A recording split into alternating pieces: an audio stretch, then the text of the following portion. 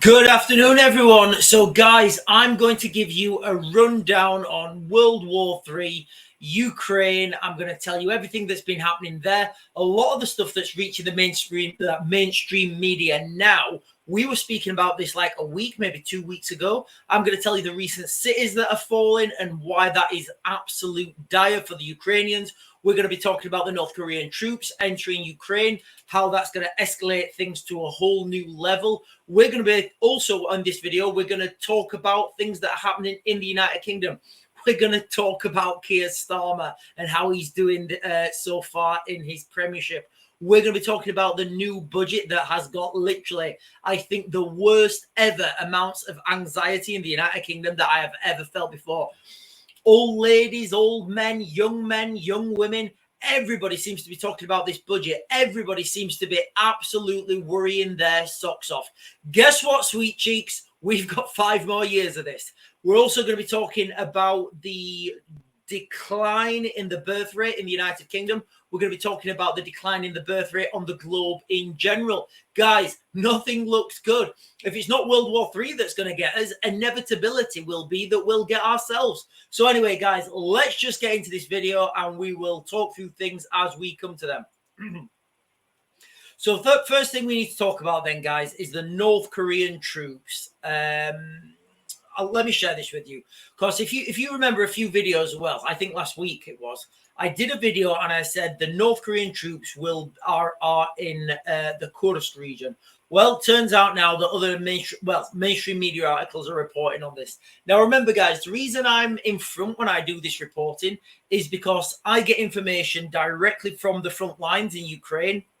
They tell me what's happening, maybe one person in between. I then say, guys, listen, this is what I've heard. And then I give analysis on it.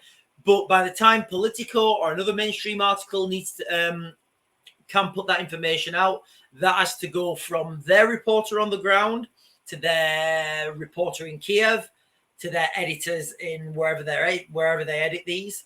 Then their editor has to, put a slant on it, put a political slant on it, depending on which way those guys lean, and then that will get out, and that can take a couple of days. It can take a couple of weeks. In this case, I think it's taken over a week. So North Korean troops are now in Kursk to help Russia, NATO confirms. Brussels North Korean soldiers assisting Moscow have been deployed to the Kursk region. The Russian region partly controlled by Ukrainian troops, NATO chief Matt Rutte said on Monday. So what we said is I gave you the 2 options of where these North Korean troops could be most effective. I said they're either going to deploy them to the Kursk region because it's kind of an isolated corridor where the Ukrainians are. They've got some Ukrainians there in an isolated pocket. The Ukrainians can't be reinforced on their flanks. They can only move realistically forwards and backwards. The other option I gave would be that the North Koreans would be kept as a unit, kept as a brigade, kept as, them in the whole unit all together. And then they would be used in this big push that, guys, it is inevitably coming. Now, I said if this happens, though, and the North Koreans fail, remember, North Koreans very good at running through concrete blocks with their head. We don't know what they're like at combat. They've never been tested. They've never been tried. They've never had the opportunity. That doesn't mean they're going to fail, but it means they've never been tested. And the Russians know this. So rather than have the potential for the North Koreans to fail, the Russians have put them in the Kursk region. And I think that's where, in the military, they will be called, they will be blooding the troops. So they would put them up against the Ukrainians, see how they fare, and then if they're trusted, they may be given a more kinetic role. If they're not trusted, they may have some sort of other role, or I don't know what they could do after that, guys. But I did say I do feel there's an opportunity here for the Russians to use the North Koreans as a drone army. I don't mean them drones as themselves. I mean operating drones, repairing drones, fabricating drones. And sitting behind the Russian forces as the Russian forces move forward, they could have a constant supply of drone operators behind them. Time will tell, guys. Time's a great vindicator, you know, but right now they're in the Kursk region. It's really interesting as well. Well, it's not interesting. It's absolutely terrifying. But people, who is it? Hang on. Ukraine-Russia war live. NATO chief says North Korean troops in Kursk as Putin issues long-range arms warning. So this comes as the Pentagon now in the United States are saying that if the North Korean troops join the fight against the Ukrainians in Ukraine, this is what I think is key, then the Pentagon will lift all restrictions on long-range weapons. Guys, we've been saying this for such a long time. It's an inevitability that these long-range weapons will be used to strike targets into Russia. Now, we know that previously Vladimir Putin has said that if, you know, they use long-range weapons inside to strike targets inside Russia, they see this as a declaration of war, and we are literally in World War III. Well, let's think about the chain of events that's about to happen. But let's look at the chain of events that's, in my opinion, inevitable, that's gonna unfold in front of us. Are the North Korean troops going to be deployed? Yes, they are deployed. Are they going to be involved in active fighting? I'd say they're involved in active fighting now. Obviously, you know, until we can get confirmation, we have to say allegedly. Now, if the North Korean troops are successful, do we really think that the Russians are not going to deploy them into Ukraine because of Joe Biden and his threats? Do we really think the Russians are not going to use them? Of course the Russians are going to use them. You know, it's going to be a case where the North Korean troops will be used inside Ukraine. Now, even if they're not, I kind of don't think it even matters, because all the Ukrainians need to say, all NATO needs to say, all anyone needs to say really is, hey guys, listen, we found these North Koreans doing operations inside Ukraine. And as I'm sat here right now, I have no way of verifying this. I have no way of saying this is yes or no if it comes on the media. So that will get public opinion. That will get public, that will get the public pushing towards that. You know, it's going to be very difficult for anyone to refuse assistance to Ukraine, you know, after these North Korean troops enter Ukraine. It's literally World War II stuff. You've got another country shipping their troops to another country to fight another country on their, it's absolutely wild, you know. And all the time we are like sleepwalking into it. And we get you British politicians like David Lammy saying, I'm deeply concerned about the situation. What does that mean, David? What does that mean? What does it mean that you're deeply concerned? What does that mean? What are you going to do about it? The reality is, you know, these things have been put in motion and they really can't be undone. There is no going back at this point, you know. And I think people, you know, we just need to accept what's coming. And it is a global conflict of industrial scale. I've been saying this for such a long time. These next steps that are going to happen, I think weeks, not, I really do. I think weeks, not months. The next steps are going to happen really quickly because another key town in Ukraine has just fallen. Now, I'll go to the map now. Guys. I'll talk about it. It's not actually come up on this map. So I'm having to say allegedly because I've just heard this from one of my sources. I've totally forgot to do this. Hang on. Yeah. So I've just heard this from one of my sources in Kiev. So where are we? So this town here, Selidov, on the map, it looks like it's half taken, and this has only just happened, really. So yesterday, in fact, let's go back 2 days.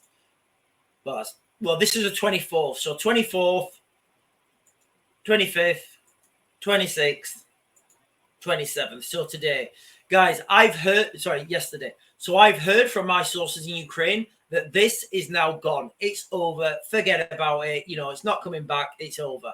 So if we look now on this map at the proximity to Pokrovsk is here. There's literally nothing now all the way up here. These are not really towns, but you can see now, guys, how I was warning. I was saying, guys, listen, you know, if the Ukrainians fall on their front line, there's nothing. Look, there's literally fields and fields and fields and fields, you know, all the way up to Pokrovsk. So it looks like the Russians are trying to do a pincer movement on this, on the city of Pokrovsk. Wouldn't surprise me if the Russians came all the way up here on the south of this road and the Russians started to push up into this direction. Meanwhile, there could be indirect fire from this location because it's only what are we? Let me put the tape measure on. So 9 kilometers, that is in range of 120 millimeter mortar. Will reach that 120 millimeter mortar. It's not a specialist piece of equipment. You know what? Let's be fair. Actually, let's take that off. Let's be fair. Let's go there, Pokrovs, and there. 10.3 kilometers. So still, guys, well within the range of a 120 millimeter mortar. 120 millimeter mortars, they're not specialist equipment. That's not equipment that you would that you would carry as a brigade, as a battle group asset. 120 millimeter mortars in the Russian military, they're held at company level, they're held at unit level. So pretty much any company commander has the ability now to put indirect fire on Pokrovs. All the time, that southern corridor, it's pretty much shut off now. There isn't anything left to stop the Russians now, other than their own logistics. I do think that the Russians will be slow moving up that southern corridor to the south of Pokrovs. Now, I think they're going to be slow because of the mass failures they had in 2022.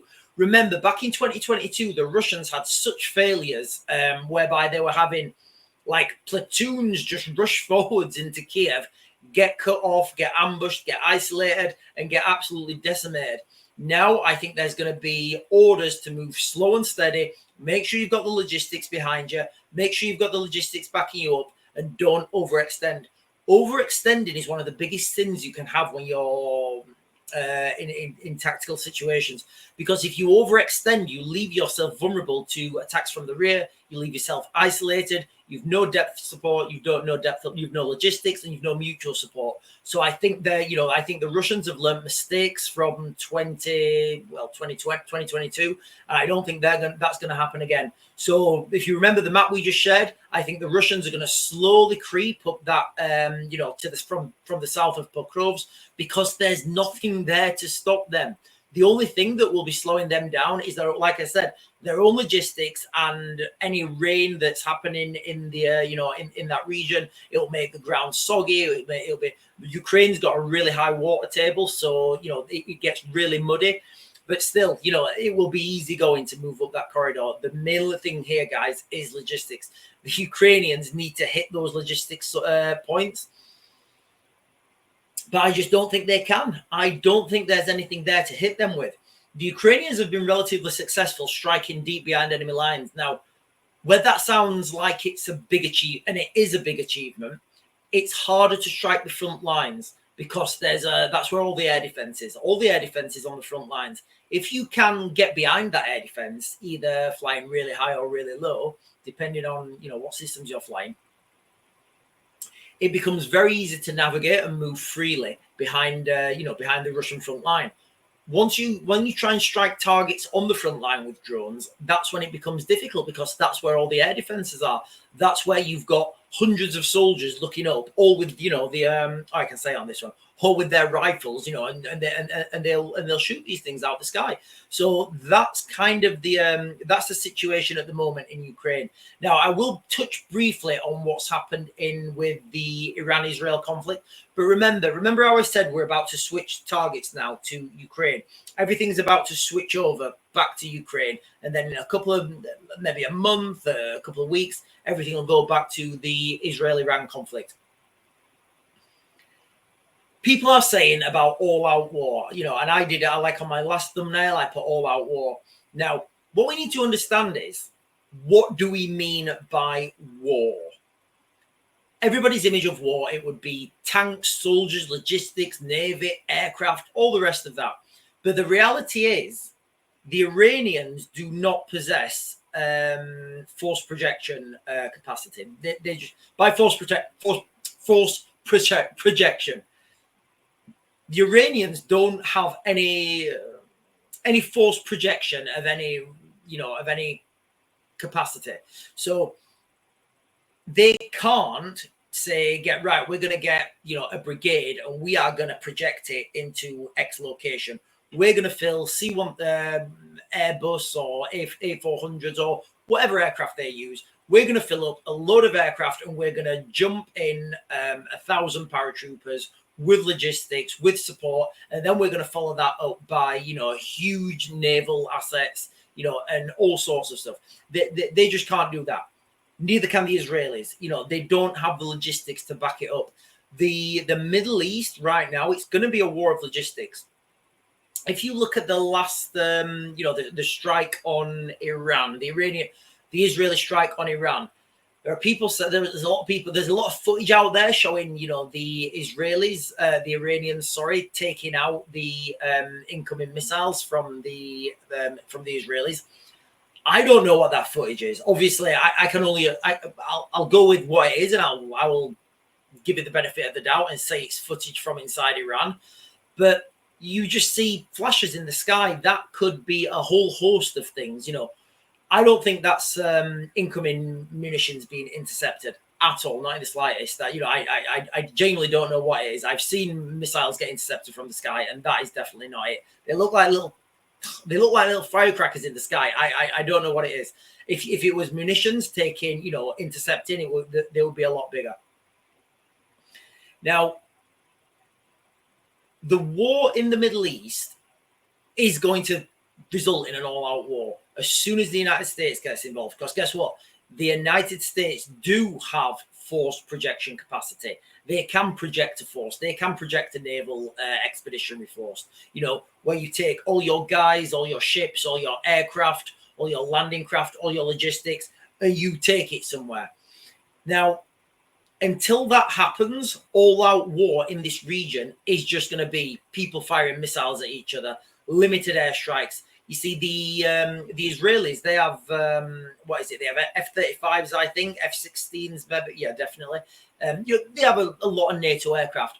Now, the problem when striking Iran is the distance. These are not long-range, these are not long-range bombers. These are, the F-35 is a multi-role fighter, but these are not long-range bombers, so they don't have the fuel capacity.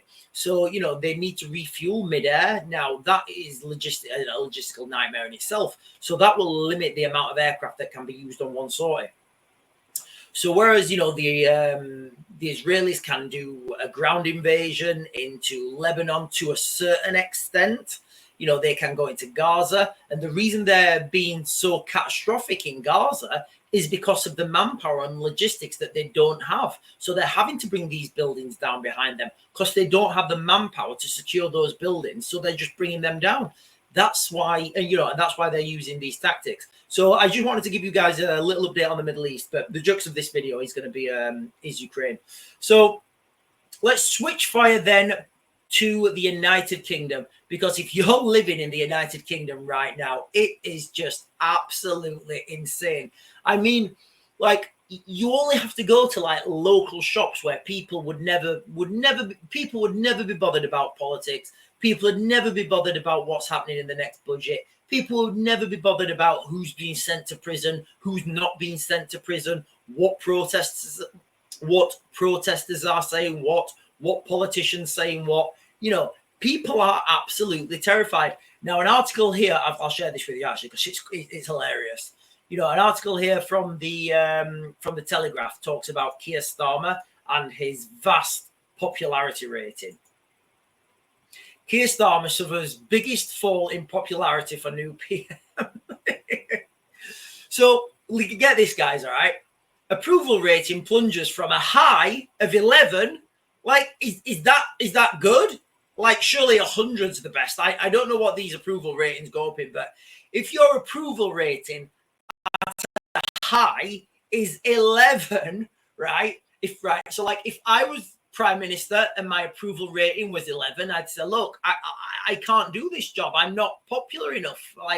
To be a Prime Minister, you need to be popular because people need to believe in you. They need to trust you. You need to have popularity with you. But so his high is 11, which is not good. And he got a landslide. He got a landslide election win to minus 38, a net drop off of 49. That's like insane. And this is all ahead of the budget. The article goes on. Keir Starmer has suffered the biggest fall in approvals rating. Keir Starmer's approval rating was a high of +11 in July after Labour won the election with a landslide 174-seat majority. Is Keir Starmer really the best man we have in this country right now? Is he the best man we can find to lead us, to lead the ship through stormy weather? I don't know. So that was the biggest win in 25 years. Is Keir Starmer really more popular than Tony Blair? I can remember when Tony Blair won, and he had, guys, obviously, you know, we know what happened after Tony Blair. I'm talking about the election. When he won the election, there was a buzz. People were happy. You know, it was like, yeah, we've got Labour and everything's going to be awesome. And we went to war. Biggest in 25 years, according to the poll by more in common. So I will put this in the description, guys. But as I started talking about the United Kingdom, I just wanted to set, I wanted to set that as the backdrop. We have the lowest rating well, according to the article, we have the lowest rating prime minister that we've ever had. Now, when we have a backdrop of like global conflict on an industrial scale, when we've got, the lowest rating prime minister, I'd like also to see the rating approvals of the other people in the top team. Rachel Reeves, just guys, I don't even want to say their names. Who is the big box, little box one who went out to Ibiza? What was her name? I can't remember, guys. It's absolutely insane. So in the United Kingdom right now, we have got a massive drop in fertility. So this is the biggest drop in fertility. Well, this is bringing our fertility down. It's the lowest level since records began in 1938. So they filtered up. Let me share this actually. So they're talking, all these people are like talking about, oh, why is the fertility rate dropping? And why are we not having enough kids and all the rest of it? And guys, it's really simple. Do people really want to have a child and like raise a child right now? People have children when they're happy. All right. Nobody's happy right now. We have literally gone from like since 2003, we've just gone from bad to worse. Really, we have. Like, in fact, I'll go with 2002 actually. From 2000, in fact, you know what? 2000. From 2000, we have just been going from bad to worse. And right now, why would you you can imagine a young couple, they're living together, you've got internet dating, you've got all your social media sites who are saying how a man should be, who are saying how a woman should be, you've got all these distractions, you've got I was watching a show last night, me and Sarah were watching it actually, and you've got these women, right? And they have to cook food. I may be totally wrong with this, but you'll understand. It doesn't really matter. It's the the spirit of it. There's this reality TV show where these women have to cook food for this man, and then the man dates them watches them cooking, and then dates them on how nice their food. I'm almost like, is this what we've degenerated into now? Is this what we have degenerated into? And then I watched the other one. There's the again, it wasn't something I was watching. I think it was on that preview box. I think it's number 6. And there was Big Brother, that's it. There was like a Big Brother like talk show after it. And I was looking at these people and thinking, do these people really represent like what real people are? Or are they just like woke mouthpieces who say the same things and talk about, and have the same opinions? Because from where I live in the United Kingdom, nobody talks like that. And I don't mean accents. I mean, nobody actually talks and thinks like they're thinking. So is this just another example of us being gaslit into, appearing a certain way, thinking a certain way, talking a certain way? Because when young people watch these things on the TV, they think, oh, that's how people are supposed to act. That's acceptable. That's normal. And a lot of the times it's just not.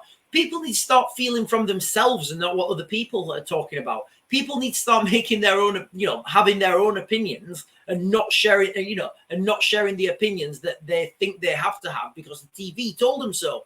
It's absolutely insane. And we're just degenerating at the moment. And this birth rate thing, I'll come on to the birth rates again, because it's not just in the United Kingdom. It's a global problem. Where are we?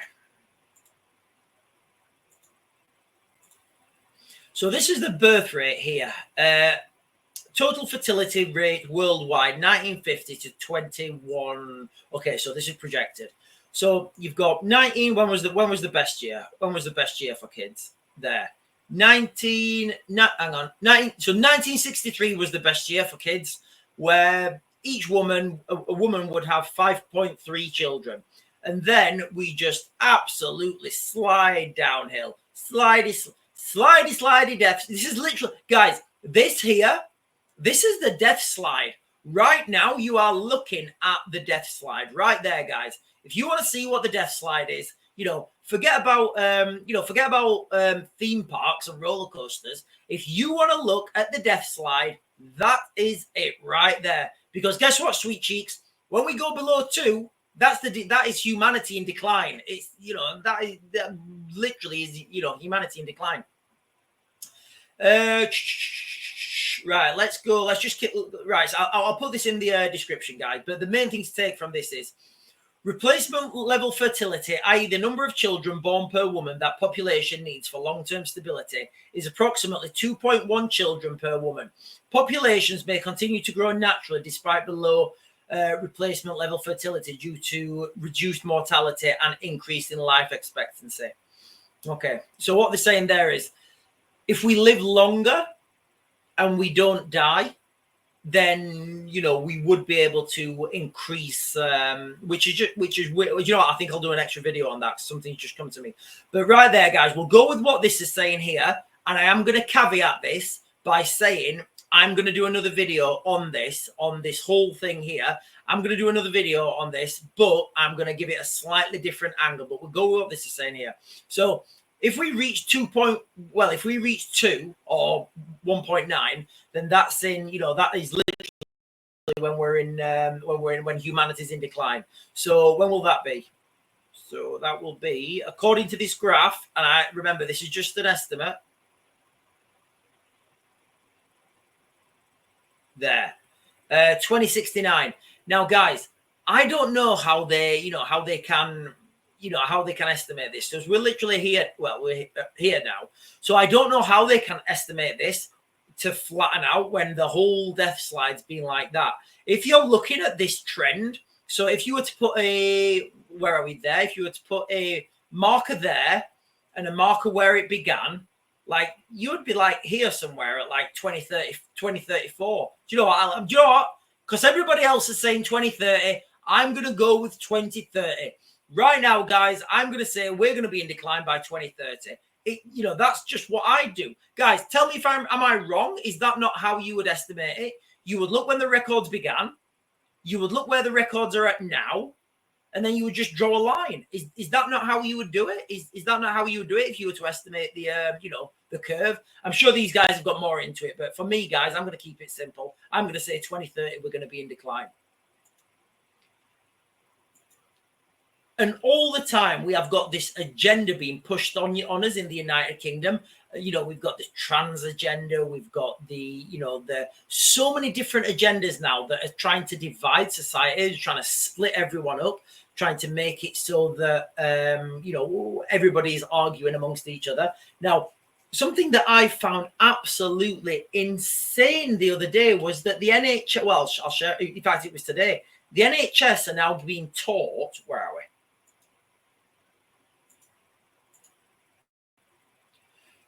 Fury as NHS tells its staff that women are transphobic if they do not want to share a bathroom with a transgender colleague.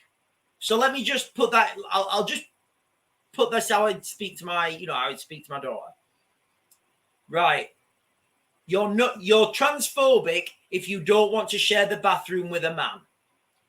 Remember now, remember how Keir Starmer trips himself up all the time when somebody says, "What is a woman?" and like David Lammy. David Lammy. I love David. You know what? I actually love David Lammy.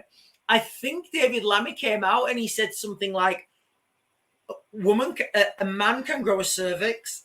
Or was it ovaries? It was something wild. It was something wild, you know. And I was just thinking, wow, this guy is going to negotiate with Sergei Lavrov. This guy is going to be out there negotiating with warlords, with, you know, with these big tough men from Eastern Europe. Yes, women can, honestly, they're just going to laugh him off the table. But I would help. I would honestly, guys, I would help. If I was still in that sphere, I'd take David Lammy under my wing. I said, David, come here, mate. Come here, mate. Tell me that one again. And then I shout my mates. I said, lads, come here. David, tell us that one again. Yes, a woman can grow a cervix. Yeah, go on. Sit over there, David. We'll go and sort this out. But yeah, it's wild. So women are transphobic if they do not want to share a bathroom with a transgender colleague. NHS staff have been told. Now, remember, you know, you don't have to actually do anything, as I understand it, to identify as a woman. Like, I can go and identify as a woman if I want. You know, if I want to be a woman for a day, that's fine. So I can go to the women's toilets. And this is like, you know, we've got 2 little girls, and it's just terrifying. Like, that a man would be in the toilets, like their little private space. I mean, I'm like I'm like a lion anyway when they go to the toilets. I'm like a meerkat, you know, watching that door, but in public toilets, obviously. But, you know, the fact that NHS now, and this is how you do it, this is how you trickle feed this down. So somebody at a training, when they do these training exercises or when they put together these lessons, somebody actually said, guys, listen, it's a directive now from whoever's at the top, what's his name, West Street, and it has to be him. It's a directive from West Street, because he's at the top, that everybody now, if you don't let biological men go in the toilets with women, you're transphobic. And guess what? You can lose your job. So now, if you're in the NHS and you see this happening, are you going to risk your job? No, of course not. Guys, it's only a matter of time now before something absolutely horrific happens in one of these toilets involved in this sphere. And you know what's going to happen with it? You know, I'll tell you what will happen. Probably nothing. You know, probably it may get a couple of minutes on TV on one of the news shows, and that will be it. Because it seems like there's certain crimes that are acceptable, like, you know, using screwdrivers on women who work in asylum seeker hotels. That seems like, you know, just gets swept under the carpet. But then right, okay, I don't want to drop myself in it here. But then there are other incidents where something absolutely menial happens, like shouting at a horse, or, you know what, you know, the guy Peter Lynch, you know, when he was shouting at the police, he's been sent to jail. So what do you have to do here? What gets the media outcry? What gets the media attention? What gets the government attention? You know, it's insane. Now, I know there's a lot of these trials still going on by the context with the, the woman who was brutally murdered with a guy with a screwdriver. Now, I know that trial's going on. I would say he would almost definitely see jail time. But what I'm getting at is the media and the government outrage to this, and the people marching with their signs wanting X, Y, and Z, you know, and it seems like there's only one side of this that pushed that agenda. Hang on. So final one then, guys, the budget. So I'm going to talk quickly because there's not much there's nothing obviously officially that's come out in the budget that we can talk about, because until it's announced publicly, it's all just speculation. So we'll go off this right now, and then we'll close this down. So budget 2024, what's likely to be in it? Guys, I don't know if there's an esoteric meaning to having it on the 30th of October. Now, this is Halloween. Now, if you want, now there's a lots of esotericism about why Halloween is on the 30th, is in the end of November. Now, I don't know if this is like one of the people came like to feed off fear or to scare people, but you know, it is literally, I don't know if the dates are significant. Time will tell. So where is it then, guys? It comes down here. So what we know already. So this is what I want to focus on, guys, this bit here. Where are we? The first is a pledge of 240 million in funding for service to get people back to work, which to get people back into work, which will enable work. Right, that doesn't even make sense, but we'll just go with it. Which will enable work, skills, and health support to be offered. Right, okay, it does make sense. Offered, as my teacher said at school, Sean, if you don't understand the sentence, read the whole sentence before you question it. To get offered to disabled people and long-term sick. So what they're saying here is they want people to get people working, and they want people to get back into work, you know, and they're talking about, economic inactivity and all this sort of stuff, wanting to get people back into work and wanting people to get back involved in the community, get back into the workplace. Obviously, more people in the workplace, more people earning money for themselves, more companies earning money, developing, growing the economy, paying tax, and everybody's doing well. But guys, I'm just gonna point to the elephant in the room. It's not gonna work. Do you know why it's not gonna work? Do you know why it's not gonna work? And the reason everybody who I've spoke to, I've said almost exactly the same thing. Why would I bother? Why would people bother working? You know, working their asses off for minimum wage when they've got migrants sat in hotels doing nothing, getting paid. Why would people bother? You know, and this is just what I'm being told. Like I've got a friend. I was around at his house last night, and you know, he told me how much he earns and how much he pays in tax. And then he said, look, you know, if I was one of these migrants in a migrant hotel, I wouldn't be much worse off than I am right now. You know, I wouldn't have any bills to pay. You know, I wouldn't have my gas. I wouldn't have my electric. I wouldn't have my council tax. I wouldn't have my mortgage. He's actually in a bit of a weird situation. He owns an house that he lives in, but he also owns a flat that he doesn't rent out because he can't get a tenant in that he trusts. So I understand he's not in the worst situation per se, but you know where I'm going. Now, he was telling me, like, if he didn't have all those bills to pay, he would have like a lot of money, but he does have all those bills to pay, and he does have to pay those, you know, that interest, and he does have to pay like 2 mortgages. So, you know, it's he doesn't get that much money in his pocket. You know, if you look at these things holistically, what you get, you know, a lot of people in the United Kingdom would be better off if they were in a migrant hotel. Now, this is why I think this budget's not going to get anyone back to work. You can imagine like the amount of people who've been failed by the education system, and they really have, guys. You know, lots of young white working class boys in this country being failed by the education system.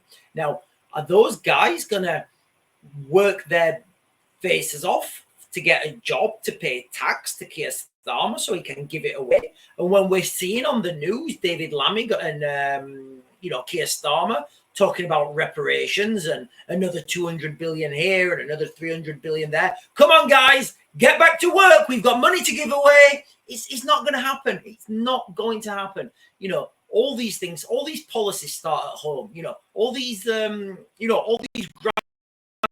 leadership starts from the front. You can't lead from the back. You have to lead from the front. So if you saw Keir Starmer saying, right, guys, we've got no hotels for you guys. Just do, you come to this country, live on that beach. You're not leaving that beach. We can do that. Of course, we can do that. We can absolutely 100% do that. When they all come over in their boats, just put a big fence around it and say, guys, there's nothing here for you. Right? Yep, you're on there. That's where you are. That's fine. Let them stay there. I can pretty much guarantee you would solve the migration problem in a month to a couple of weeks. But no, and that's what I mean by leadership. If we had a strong leader in the United Kingdom, who would be willing to do that, who would be willing for this to happen, and as well, it's not just having a strong leader, it's having a strong nation, a nation that's united, a nation that's looking and saying, right, okay, we don't have any more space left. We don't have any more people that can pay tax into this system and other people are taking from it. I read a statistic that there's, for every one retired person claiming a pension, there's only like three people supporting them. As we live longer and less people are coming into the workplace and more people are coming into the system, this is only going to get worse. Guys, we are looking at economic collapse, absolute economic collapse in the United Kingdom right now. The more people that are coming, and these boats don't seem to be slowing down and they don't seem to be stopping. And guys, listen, right, I want to be quite clear. I get it that people in countries that are worse off than ours want to come here because they want a better life, and I 100% get that. And you know what, it might be controversial, but I actually support that. What I don't support is people coming here illegally, people just turning up and expecting free stuff. Not only is that ridiculous, but the fact that they're getting it. Now, it's all well and good Keir Starmer saying he's going to smash the gangs and he's going to do this. Has he? What's he done? I don't know. I'll give credit it's due. There's nothing I can do right here but comment on it. There's nothing I can. And maybe something's happening behind the scenes. Maybe there's something going on that we don't know about. Maybe there's a big plan that we don't know about. Maybe they're just waiting until World War III starts, and then we've got our military there set up. Guys, absolute insane times. But I just wanted to. I have waffled quite a bit about the United Kingdom. What I want to quite rightly so as well, because I live here and it's the greatest country that's ever been. But what I want to focus this video on is the deteriorating situation in Ukraine. There is literally nothing now from where they are, from the town that the Russians have just taken. What is it? Seldisky? Hang on, let me... Selidov. There's nothing now, guys, from where the town... And again, this is not out in mainstream media yet. But from where the Russians have just taken in Selidov, there's nothing really to stop them all the way up to Pokrovs now, other than farmland. Literally nothing there. And this is the problem that I've been saying for weeks and weeks and weeks with Ukraine. Once they get through these strong points, there's nothing to stop them then all the way up to the River Dnipro. Remember, when you're talking about tactical movements, battles, battle planning, battle analysis, it's always best to use physical features on the ground. Like if you've got a high ground, it's good for artillery. If you've got a natural valley, it's good to hide troops and logistics in. If you've got a river, it's good as a defensive point, because guess what? It's hard to cross a river with tanks. So that's the situation from Ukraine, guys. It doesn't look good. I don't think we're going to see a fast blitzkrieg movement. I really don't. What I think we're going to see is slow grinding movements, town by town, mile by mile, city by city, because the Russians really did have some bad experiences in 2022 where they tried to overextend themselves, they tried to push further, and the logistics supply just didn't back them up. And we were seeing wild scenes in 2022 where you'd have a Russian platoon going to just driving to Kiev, shooting at people. Absolutely disgusting scenes. Remember, guys, we should never forget the scenes from Bucha, the scenes from Irpin, also the scenes from Borodyanka that were absolutely disgusting. And nobody's been held to account for that yet. I would hope that people will be held to account for the absolute atrocities that happened in Bucha, Irpin, and Borodyanka. And of course, these will have happened in other places in Ukraine that, you know, I just didn't have I didn't have first-hand knowledge of. Anyway, guys, that is it. I'm going to back to grid, and I'll get you guys another video later.